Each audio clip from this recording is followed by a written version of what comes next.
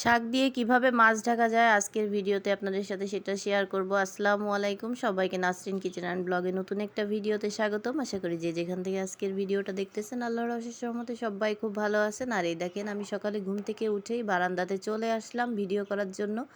আসলে আমার ভিডিও করার জন্য যেমন তেমন আমার বারান্দায় ঘুম থেকে উঠে এই সবুজ সবুজ গাছগুলো দেখতে অনেক ভালো লাগে, মনটাই শান্তিময় হয়ে ওঠে। আর আজকে একটা শান্তিময় ভিডিও না, অশান্তির ভিডিও শেয়ার করব। আপনাদের ভাইয়া দেখেন 5 কেজি আলু, 5 কেজি পেঁয়াজ নিয়ে আসছে 14 তারিখে, আবার কিছুদিন পরে 6 কেজি পেঁয়াজ নিয়ে আসছে। তো দুইজন মানুষের সংসারে এতগুলো পেঁয়াজ কি লাগে? আর যে গরম পড়ছে শুধু নষ্ট হয়ে যায়। যাই হোক, কিছু করার নেই। ওই দিন বরিশাল গেছিলাম, বরিশাল যাওয়া নিয়ে অশান্তি। আর এই দেখেন, পানি ভরে রাখছি, অজুর পানি। তো পানিতেও কিন্তু খুবই সমস্যা, অনেক সময় নোংরা পানি আসে।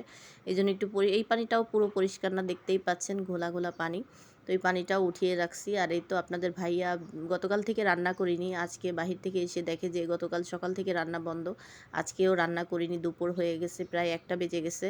তো আপনাদের ভাইয়া টেবিলে খাবার না দেখে ভাত রান্না করতে চলে আসছে। আর দেখেন, বেসিনে সব জমানো, গতকালকে যে গ্রিল নান রুটি খেয়েছিলাম গামলায় কিন্তু সেগুলোও রাখা আছে। আর এখনই একটা দুর্ঘটনা ঘটবে। আপনাদের ভাইয়া ভাত যখন চালটা নিচ্ছিল, এই যে দেখবেন যে এখনই এই যে রান্নাঘরের টাইলসের কোনায় একটা গুতা খাবে উঠতে গিয়ে। আসলে সে তো এমন সবসময় রান্নাঘরে অভ্যস্ত না, মাঝে মধ্যে শখের বিষয় রান্না করে। আর এই দেখেন, মারাত্মকভাবে ব্যথা পাইছে মাথা নিয়ে বেচারা। একেবারে মানে কি বলবো, আমার খুব হাসি পাচ্ছিল। আমি ভিডিও করতেছিলাম আর হাসতেছিলাম। আর এই তো মাথা ঠান্ডা করে মাথায় পানি দিয়ে আবার কিন্তু সে বাকি কাজটুকু, মানে রান্নার কাজটুকু করতে আসছে।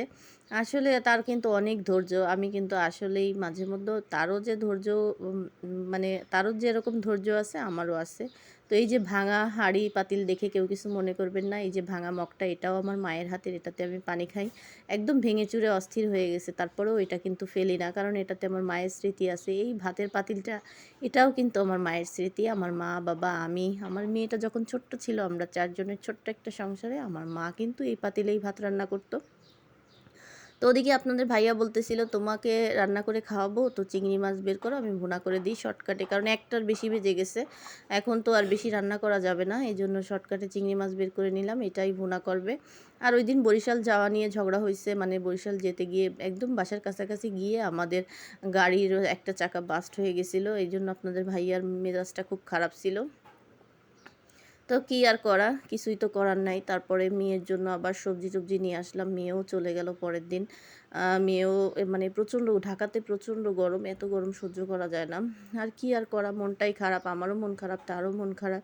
তো মেয়ে যাওয়ার পর থেকে আমি 2 দিন রান্না করিনি।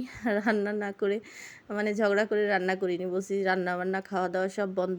তো না খেয়ে কি থাকা যায় বলেন তো? গতকাল রাতে তো বাহির থেকে খাবার নিয়ে আসছিল।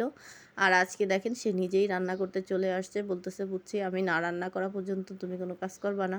আর এই দেখেন, কথার ফাঁকে ফাঁকে সে কিন্তু গিয়ে আমার পুঁইশাক দিয়ে এখন রান্না করবে, আমার গাছের পুঁইশাক ছিঁড়ে নিয়ে আসছে। আর এইভাবেই কিন্তু সে শাক দিয়ে মাছটা ঢেকে নিবে। দেখেন, একটা মাছ বের করা ছিল, সেটাও সে ঢেকে দিবে। আসলে পুরুষ মানুষরা এরকমই, বুঝছেন, নিজেরা অন্যায় করবে, অপরাধ করবে, সবটা বউয়ের ঘাড়ে চাপিয়ে দেবে, তবুও স্বীকার করবে না নিজের ভুলটা কোথায়। এভাবেই কিন্তু তারা শাক দিয়ে মাছ ঢাকে। আর এই দেখেন, রান্নাটা শেষ, আমার জন্য খাবার বেড়ে দিয়েছে, আমাকে একটু বেশি বেশি করে দিয়েছে। আর সবসময় এরকমটাই করে, দেখেন এইভাবে কি দেওয়ার কোনো দরকার ছিল? আমি তো অল্প করে নিয়েও খেতে পারতাম। তো আমি এসে দেখি যে সে অলরেডি ভাত বেড়ে রাখছে আমার জন্য। আর আমি একটু ভিডিও করতেছিলাম, এই দেখেন চিংড়ি মাছ ভুনাটা করছে। তো এখানে কালারটা ভালো আসেনি, এই যে এই কালারটা অনেক সুন্দর আসছে। আর রান্নাটা কিন্তু দারুণ হয়েছিল। আর মানে এমনি মজা করে রান্না করে সে, তবে একটু ঝালটা আর তেলটা বেশি দেয়। সমস্যা নাই, বরিশালের মানুষ তো। তো খাওয়া দাওয়া করে আমি তো কোনো কিছুই করছিলাম না। এই যে কলার মোচাগুলো এখন বের করে নিয়েছি, এগুলো পরিষ্কার করে সন্ধ্যার পরে রাতে কিন্তু এগুলো ব্লেন্ড করে ফ্রিজে রেখে দিব। মেয়ে আর মেয়ে জামাই যেদিন আসবে সেদিন কিন্তু রান্না করব। আমি কিন্তু এখনও এগুলো কিছুই রান্না করিনি। তো সবাই ভালো থাকবেন, আমাদের জন্য দোয়া করবেন, আমিও আপনাদের জন্য অনেক অনেক দোয়া করি। ভিডিওটা ভালো লেগে থাকলে অবশ্যই লাইক দিবেন। চ্যানেলটা সাবস্ক্রাইব করে না থাকলে সাবস্ক্রাইব করে পাশে থাকা বেল আইকনটা অন করে দিবেন। বেশি ভালো লাগলে ফ্রেন্ডস অ্যান্ড ফ্যামিলির মধ্যে একটা শেয়ার দিতে পারেন। আর এই তো দেখেন, আমার ছোট্ট সংসার এই যে ব্লেন্ড করে নিলাম। তো সবাই ভালো থাকবেন, আল্লাহ হাফেজ।